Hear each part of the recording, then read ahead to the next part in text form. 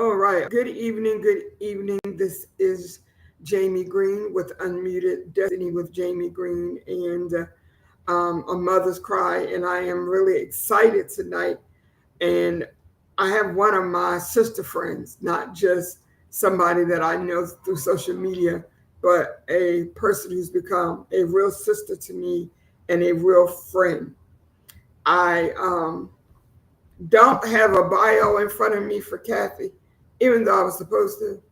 But I just feel like I can just introduce her without that because she's just one in a million. She's just a blessing. And the more we talk, the more you'll come to see why I love her so much. I will tell you that Kathy McKnight is the founder of Bound for Better organization, which we'll talk a little bit more about in the state of Maryland. And we're going to talk about domestic violence and awareness and advocacy in our city, in our hometown. Recently, we've had several situations with domestic violence recently, Kathy. And sometimes people think, oh, you down there on the shore in the woods, there's not much going on down there. But domestic violence is happening everywhere. And that's one of the things I love about Kathy is the work that she does with women and men who have been victims of domestic violence and those who've survived. And she's just there. She's just there all the time. So before we get deep into the conversation, I would like to welcome back to my platform the one and only Ms. Kathy McKnight. Welcome, Kathy. Thank you. Thank you so much, Jamie, for having me on this evening. I do appreciate that and the introduction. It's okay, no bio. You know, here I am, and and a lot of people are coming to know me as well because I'm going to speak on the red flags and the advocacy work that I do, Bound for Better, for domestic violence throughout. And that's not just Prince George's County, but the state of Maryland. I am Yeah, certified to teach domestic violence. absolutely. I love it. So first, let's talk about the name of your organization, Bound for Better. What does that mean to you personally? How did you come up with that name? Funny you asked that. I years ago, unbeknownst to me, I was going through a magazine and I saw this woman on the in the magazine. She was leaping from one side of the cliff to the next and had Bound for Better. Like, oh, I love that. That is awesome because that's what I want to aim for. Always doing better than myself the next day. So, and here I am. Here I am. I took that name and ran with it. I didn't know that I would use that name for my organization only until I had to go through what it was that I had to go through to prepare me for that, to be bound for that. I love it. I love it. When I first met Kathy, I met her. She was a guest speaker on somebody's webinar, and I'm telling you, my memory is not what it used to be. I don't even remember what the webinar was, but as she began to share her story, her lived experience with domestic violence, she had just received some awards uh, from the state of Maryland with regard to the work that she does. And I sat there to reach out to this woman. I really need to know who she is. And so I reached out to her, told her that I had a podcast and I would love for her to be a guest. And she said, sure, let's set it up. And we've been friends ever since. And so one of the things I want to talk about tonight, Kathy, is people have a certain idea of who can be dealing with domestic violence and who can't be. And I want you to talk about the red flags that we need to be looking for. I also want you to talk about the fact that sometimes the people that we think have these perfect relationships going on behind closed doors is all kind of hell going on. What are some of the things that we need to, some of the mindset that we need to change about domestic violence, first of all, and then what are some of the red signs? Okay, I would say the mindset that we need to look out for, as I would say, looking at a person because we don't know what's going behind those closed doors. Don't be judgmental. She may be acting different. You may start seeing isolation. I get have to get home at a certain time. Maybe he's clocking her, and she doesn't want anyone to know. I have to get home and cook dinner or something real quick before my husband gets home. Like I said, we don't want to be judgmental of her and pressure her. But if you're going to approach someone just because you may see their actions, how they're feeling, lack of motivation, lack of conversation with the other people, or wanting to talk with other people, just let her know, hey, I'm here for you. Don't go into depth about what's going on. Why is he doing that? Why are you still there? Because we don't know why she's there. He may be the only one bringing home the money. She may just be there for the kids. And when you decide to leave a situation such as domestic violence, that's the most vulnerable part. So, and I would say the red flags to look out for that is controlling. First thing I would say is the controlling piece. We may think and feel as though, hey, that person is going through something. Okay, I'm gonna help that person, and get through that day, unbeknownst, and then it's going to happen again maybe the next 3 days. We thought that okay, it's nothing. That's just him or her. That's just their behavior. And then the one to control again, the piece of the cell phone isolation, you isolating you from family, friends. You can't spend the weekend or don't go see your mom today because I want to spend time with you.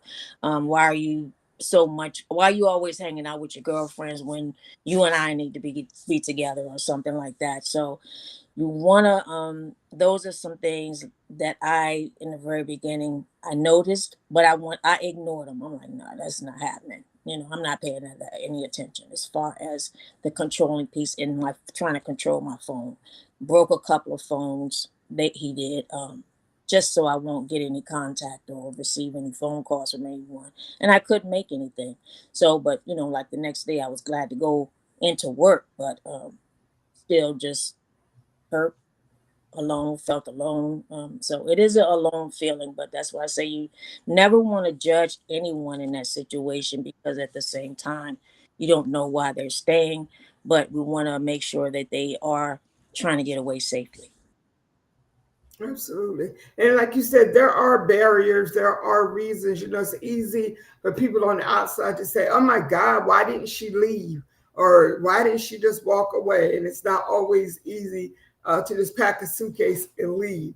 What are some things that you think that as a community, because we're hearing that word a lot lately, community. What are some things that as a community that we should be on the lookout for, and how can we better support the process of a person wanting to leave?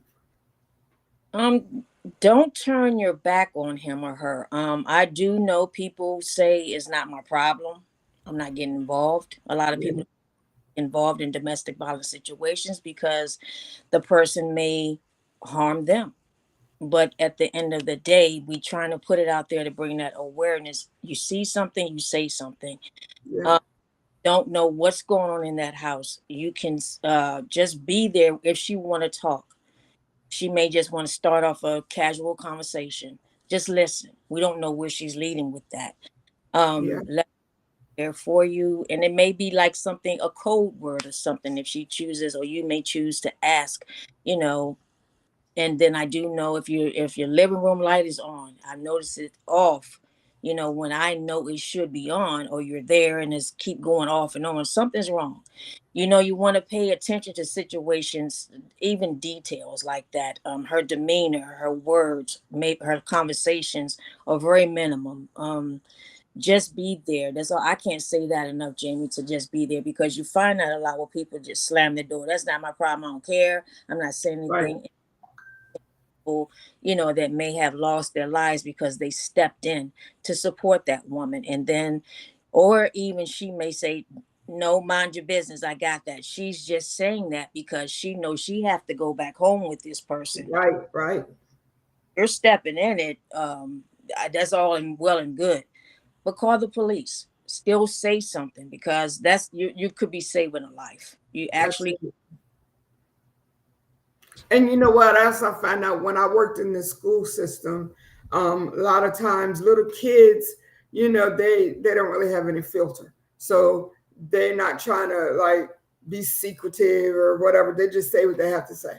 And there was a little boy who was always talking about my daddy punched my mommy or my daddy kicked my mommy. And after the second or third time that he said that to me, I said something to the principal of the school, because I'm like, something is going on there, and he's not just making this stuff up, whatever.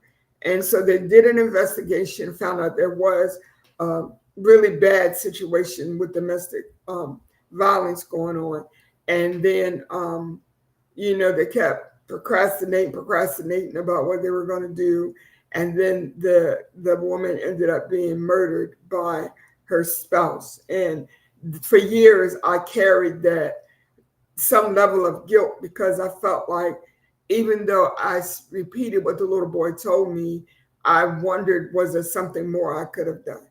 Um, but I don't regret saying what I said, and I don't regret shining a light because I've been in domestic violence situations, and because I was the pastor's daughter, because I was an ordained minister myself.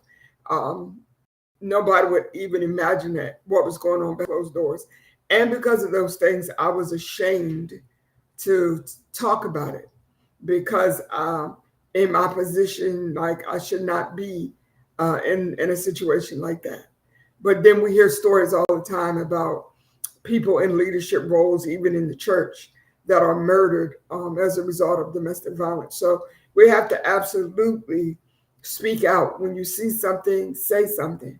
And I also wanted to talk to you about, I see the work that you're doing. I want to say publicly, I'm extremely proud of the work that you're doing. And even on the days when you might feel like, Lord Jesus, I need a break, if somebody reaches out to you, I know you respond because that's just who you are. How important is emotional and spiritual healing during the recovery after abuse? Once a person has left that situation, how important is emotional and spiritual healing for them? It's important if you have support, a positive support group, whether it's family, a group of friends, or and myself personally, I did not have that. Not coming. Um, it's very important to let that the emotional piece is what sticks around longer than the physical. Yeah, So want to connect with positive people, whether it's prayer, a prayer line, your church. Yes, I know some incidents go in the church, but there are people within the church that have reached out to me, and we still say prayer together. I'm just checking on you, Kathy, just keeping that positive connection. right. My thing is my relationship with God. If it wasn't for him, I would have never made it out.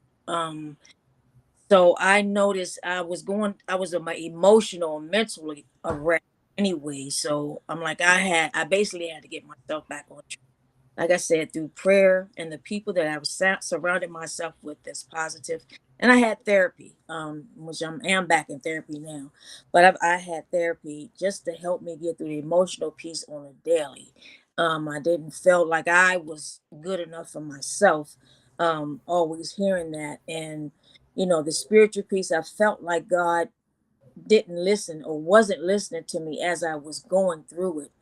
And I have discernment, so I do know the fact. I do know a couple of times I'm like, I gotta get out of this. I gotta get this, and it's like, no, it's not time. And another incident will happen. It's like, God, what is it? What is it you're trying to tell me? My kids will get their lives were getting threatened. It wasn't to the last incident that happened when I heard that voice standing at the top of my steps. He said, "Now it's time." So Wow. I knew I relationship building with him, and when I heard that, some strength built up in me Yes. because that time he was trying to throw me down the stairs. For some reason, I stood up and I said, God, I fell on my knees and just started praying. And that's when I said, I heard Jamie, he said, now it's time. And here it is. And that's when I started in 2014. Wow. That's powerful. Many survivors struggle with guilt and shame and fear. Even after they leave, they feel, guilty for staying. They feel guilty if they have children. They feel guilty that they kept their children in that situation, and they feel shame about what some of the things they've been through. Because people are quick to say, "Girl, you better than me. I would have not had put up with that. I wouldn't this, that, and other." But you never know what you're doing until you're in that situation. How does Bound for Better help those who have come through, who have decided to leave, who've taken that step, but they're still dealing with the guilt and the shame and fear that goes along with that whole process? What do you offer them? We offer 10-week trauma sessions, counseling sessions as well, and my phone is always on 24/7. I do try to give myself a break though, like in the evening sometimes, between 6 and 9, my phone will go on DD just so I can get my own self together, keep myself. Absolutely. Um, you know, we provide those trauma counseling sessions, and I take them. I go on a retreat with them, take them once a year because I need them to understand that they matter. They Yeah. have a stop apologizing. It's like one mistake they were, oh, I'm so sorry I did that. I had to hear that the whole, I'm like, please, let's, for one, because that's something we've always did. Being in that situation was apologizing for stuff that it wasn't our fault. We didn't ask for it. So there's no need to continue. Stop the apologizing. That's my first thing. One step, I have them to do that because that seems to be something that we all struggle with. I'm sorry. I'm sorry. I didn't mean to do that. I didn't mean to drop that. I'm sorry. I didn't mean to Yeah. disturb. And basically having them to know their self-worth, just getting through the trauma sessions, whether it's just having art therapy, journaling is something that helps me. Journaling, to write down Yeah. that person, you're able to write everything down in that book. Anger problems, just you want to just sit in that book, write curse words, curse it out, do what you have to do just Yeah. to Let it go. let it all go. Absolutely. Kathy, you also, I've heard you emphasize that advocacy is not just about crisis response, about responding after or even during a domestic situation, but it's also about prevention. What does prevention look like from your perspective or from the perspective of Bound for Better? Prevention to me as bound for better as a whole and myself is being aware of the policies, being aware of what's out there now. I know for myself, Jamie, I don't trust too many people. So I'm just more mindful of not just jumping on something or someone or trying to build a relationship. That's just not what I want, or close friendship. I want them to be more aware of their conscious decisions, not just say, okay, I'm in something. Okay, do you know this person? Do you know the Yeah, relationship they may have with their mom or their siblings, vice versa, or their boyfriend or girlfriend or whatever? Do you know, has this person ever had a record? What are some of the charges that they may have? Anybody can look anybody up on Maryland case search now to see what the charges are, if there's anything pending, any domestic violence cases that they may have had. So my first thing, I'm going to sit down with her, engage in her, let her talk because it's about her and it's not about me. Let her talk, tell me how she's feeling. Okay, let's make sure we got this safety plan. Say for instance, if she didn't leave yet, she's not, but she's preparing herself because mentally she's not ready. She don't want to leave at that time because okay, he already threatened to kill the kids and do something to you. So let's do a safety plan. Let's just keep a bag tucked away in the closet by. So I'm making sure that she's aware. Call me at least once a week. Let me know you're okay. We get them out that situation. Now we're gonna move on to the counseling piece, the trauma, 10-week trauma sessions. Again, the art therapy sets in, the journaling. I can sit and read that, or either just have a conversation by looking at the art therapy. How angry the painting is black, a lot of red, whether it's orange and yellow. It's a lot. She's just releasing it all. I yeah, give him or her that again, that tool to let them know. that you're not alone. You're not alone, and it's about them. They just want to be heard. We just want to be heard.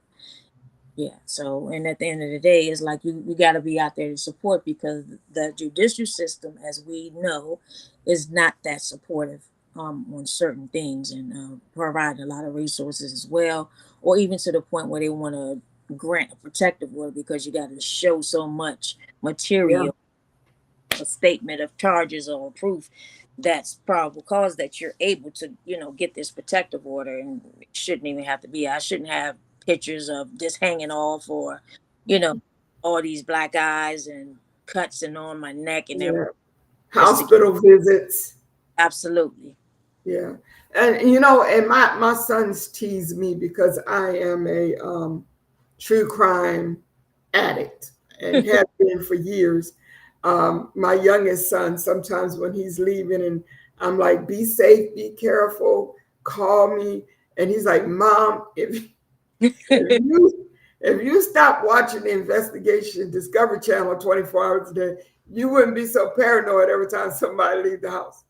But one of the things I've noticed and have noticed for years is domestic violence situations where, and you said something very important, these young ladies or even young men, they meet somebody, they don't know anything about them, and they move in with them, because he bought him took him out to dinner, gave him some flowers, or he did something really nice that nobody else ever did. And then next thing you know, you're living together.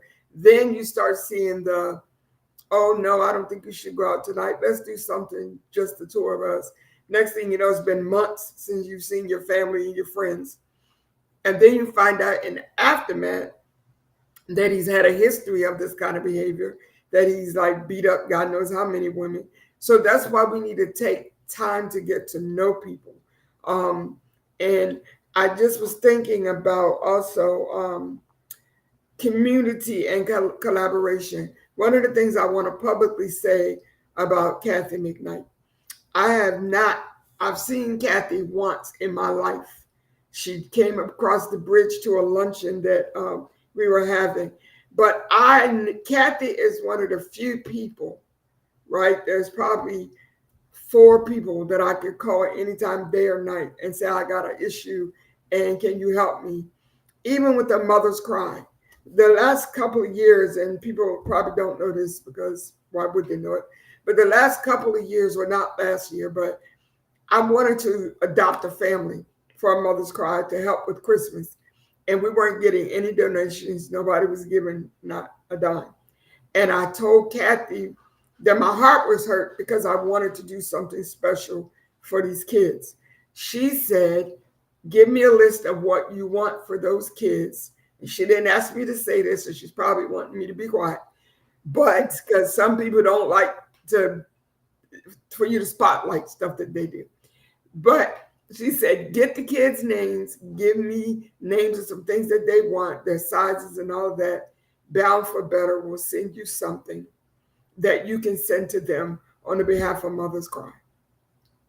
She's the only individual or organization that has done that for a Mother's Cry. And one of the things that I wanted to try to collaborate with her with, and I'm saying this publicly so y'all can hear me, is the mothers that I serve through a Mother's Cry. Many of them have domestic violence. And that's how they end up, in some of these situations with the criminal justice system. I try to get them to understand there are people that genuinely care. People like Kathy McKnight, and I know there are others, but I'm talking to Kathy tonight, genuinely care about your well-being. They care about you and your children.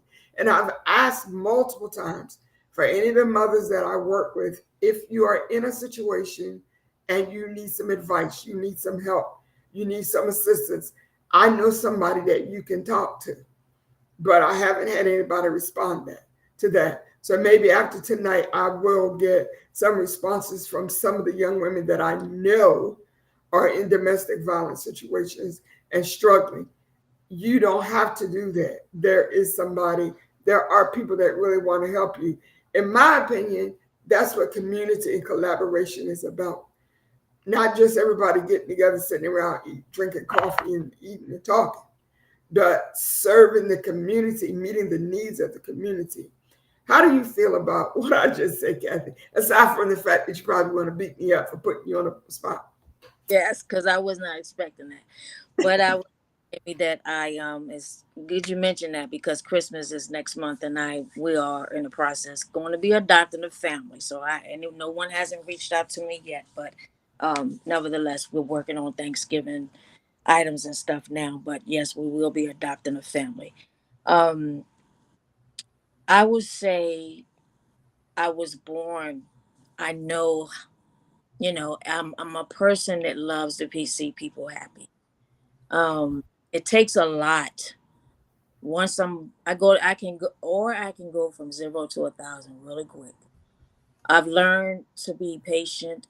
If things are not going right for not just myself or my children, my husband's deceased, but myself or my children, um, my grandchildren, again, it just goes, and I'm working on that. But because I know how it feels not to be supported, how it feels not to feel like no one loves you, how it feels be abandoned. I know all of that. Not listened to, not heard. Going through a domestic violence situation, family is not my problem. I'm glad that's not happening to me. All I had to do is hear that one time from certain people, just different ones in my family, and I knew what I had to do. Just being that voice for those. I've had 3 friends that died from domestic violence through gun violence.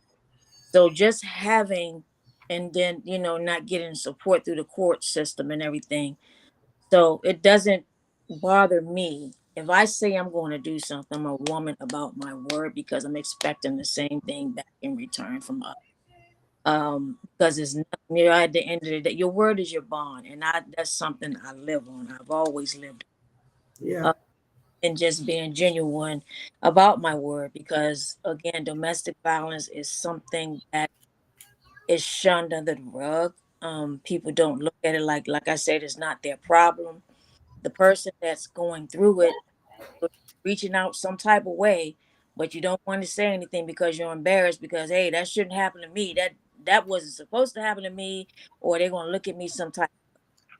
I mean, we cannot control a client's behavior. I'm gonna say what it is. We cannot control their behavior or their actions. I women is that have gone through that. Evidently, we gone through that situation. We must be some hell of a good women because somebody want to not give us up. You know, we got, because you got to have that much, your self esteem got to be that low. And I had to hear before, I can't, you're not going to leave me and treat somebody else good, treating me, or we're just friends. So I had to hear again. I do know what it feels like to be shunned. Nobody wants help, just fighting on the inside. I got it. What am I gonna do? What can I do? What I gotta do? So this is why Bound for Better, we do what we do, and I mean it. And as far as like the collaboration piece, it's not going to be a one-sided thing. We're going to be we. What am I going to reciprocate? It's not just me giving. Okay, we're going to do this together.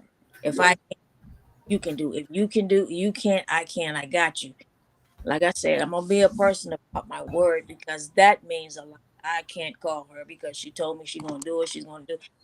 I don't waste my. I had to learn. This yeah. collaboration.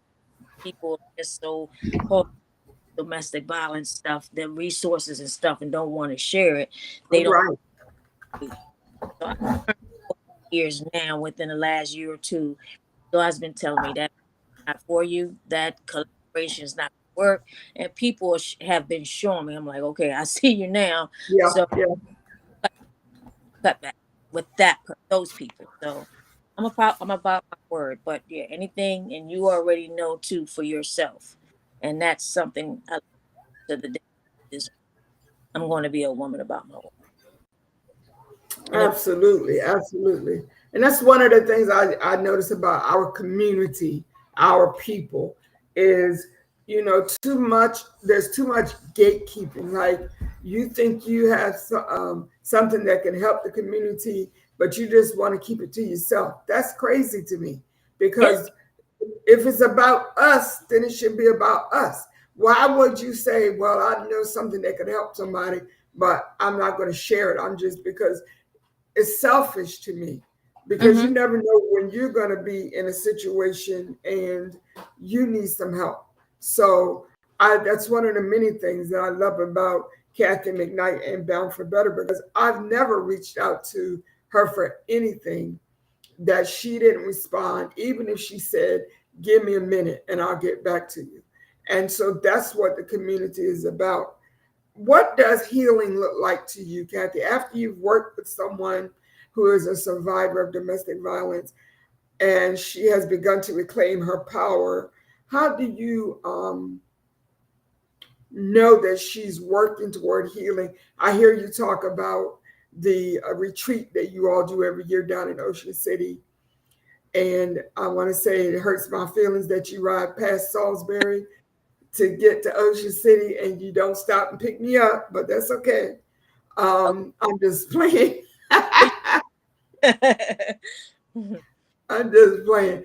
But But how do you notice that the women are healing? What are you seeing? um, they're crying, they're sharing, they're opening up, they're telling more of their story, they're letting go, they're breathing more, they're laughing. Some women have been in a situation where they don't even know, not too many people writing checks anymore for your bills, but they don't even know how to write a check. Yeah. Now they checks. Now they know how to pay their way. Now they can save their money. Now they can say, I have some money versus allowance. Now they can say, I have some money without, having to worry about somebody giving it to someone or somebody, okay, we got paid. No, we didn't get paid. I got paid. So it's like just seeing her breathe and cry. And that when Yes. I know my job is done, it's complete. I get that on a retreat. I get it on these when we do resource tables together. I get it, just these hugs, Kathy. You don't know how. And I don't think, I never even looked at and thought myself, girl, you doing it, you doing this, you doing it. I just do it, and I can feel it. And I, even some days I have my moments where I'm like, oh, I don't feel like I'm doing enough. My therapist say, Kathy, what more do you want to do? I don't know, I don't know. So, Yeah. but Yeah. want to keep at it. When I got the Lifetime Achievement Award signed by Biden, that right there was a moment of, I've never thought this would happen to me. And then Aisha Brave Boy gave me, when she was state's attorney, gave me the October 26th, made that Bound for Better Day.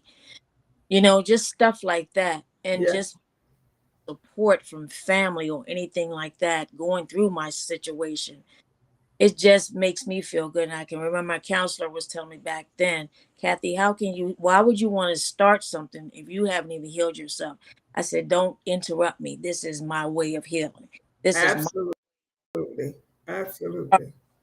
I totally agree with that because people are quick to say you can't help anybody else. And I'll tell you one of my pet peeves Mhm. is hearing people say hurt people You. because that is not always the case. Sometimes hurt people take another hurting person by the hand. Every hurt person is not out here seeing how many people they can hurt. Irks me when people say that. It hurt So me I too, and it love almost. that you didn't wait. Go ahead. I'm sorry. No, that's okay. That's okay. No, I said, and I don't like that either. It almost seems like an excuse. Stop using that as an excuse and man up, woman up to your actions. I listen to, Yes. yeah, they. But again, I'm just looking at that. That's your excuse. That's what you're going with. Again, I'm paying attention. So Yeah. I don't know. Yeah. I love it. I love it. As and I want to say to those who are listening and watching us, if you have any questions, comments you'd like to share with Kathy, feel free to put them in the comment section, and I will make sure to share them with her. as you know, November, I have set this aside as the month to honor my sister, Sylvia, who died in 2005. And one of the many things she dealt with was domestic violence in multiple relationships. Um, and we as a family used to try to tell her, get away, you deserve better, you shouldn't be treated like that. But she didn't feel that she deserved better. She would say she did, but she didn't really feel that she did when you would talk to her one on one. And so, one of the things that a Mother's Cry did, we started an initiative called Sylvia's Sister Circle. And so, one part of what we want to do, and again, I've been trying to set up sister circles where we as women can get together and just talk and share. But it's challenging to get people to respond for whatever reason here on the Eastern Shore. So I stopped worrying about that and take my message virtually and across the state and across the nation to anybody that wants to participate in sister circles. We're going to start doing them virtually next year and not wait for people around here to respond. But I wanted to, when I thought about the aspects of Sylvia's sister circle that I wanted to address, I knew domestic violence was one of them. And I absolutely knew I had to talk to you because this is a time of honoring women who've endured and survived, and for remembering those who did not survive. As I said at the beginning of our conversation, we've had a couple of situations, or more than a couple, here in our community locally um, of domestic violence where the women did not survive. And that doesn't just impact that immediate family, but it impacts the whole community. So, one of the things that I love seeing Bound for Better doing is your community events and how you draw in people from all walks of life to be a part of that. What is the reasoning or the method behind how you put together these gatherings, who you choose, what type of people you want involved, and the purpose in the community for why you do these things? Okay. To bring continued awareness. I worked at the sheriff office for 12 years.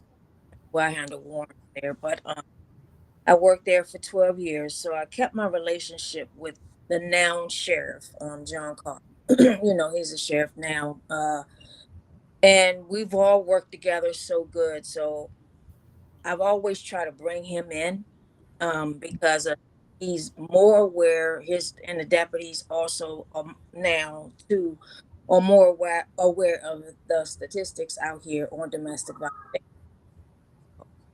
So my relationship is always going to be law enforcement is my that's my baby. Right now I'm not a law enforcement. I'm out of that now, but I'm with parole and probation doing that.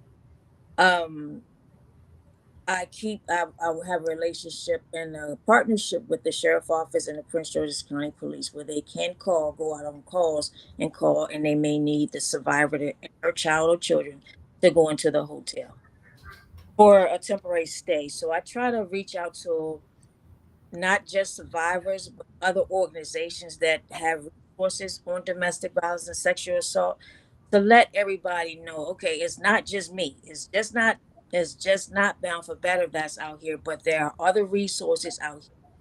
I'm not going to remain or feel as though I got to be silent about everything, because again, and this is what I'm trying to put out too, Jamie. That's why I had the bosses and brims last month, putting resources and entrepreneurs and nonprofits and businesses together to share their domestic violence resources, because it's enough domestic violence out here for everybody. And the survivors look at it, they're not doing anything but just looking at us back and forth. Girl, they can't even help me. They at each other. So why would I go to him or her for some Right, resource? And right, it's not. right.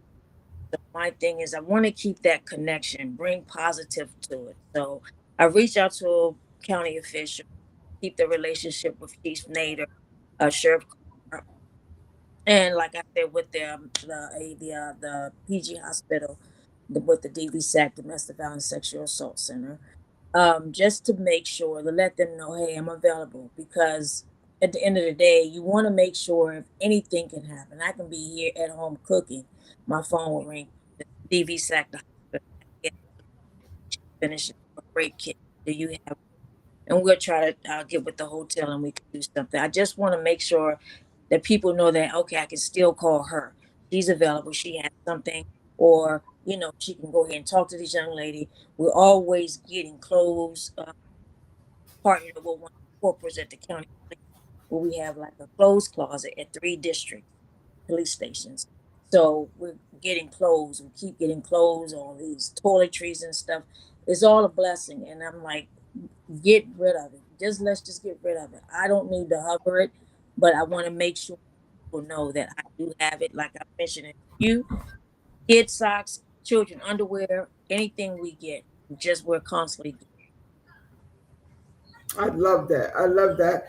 And I have been invited to several events that Kathy was having to represent a mother's cry, but for medical reasons, I could not go. But one of the things that I really, really, really want to do is to get across that bridge to be able to support you, because I love your energy. I love your spirit. I love your mission.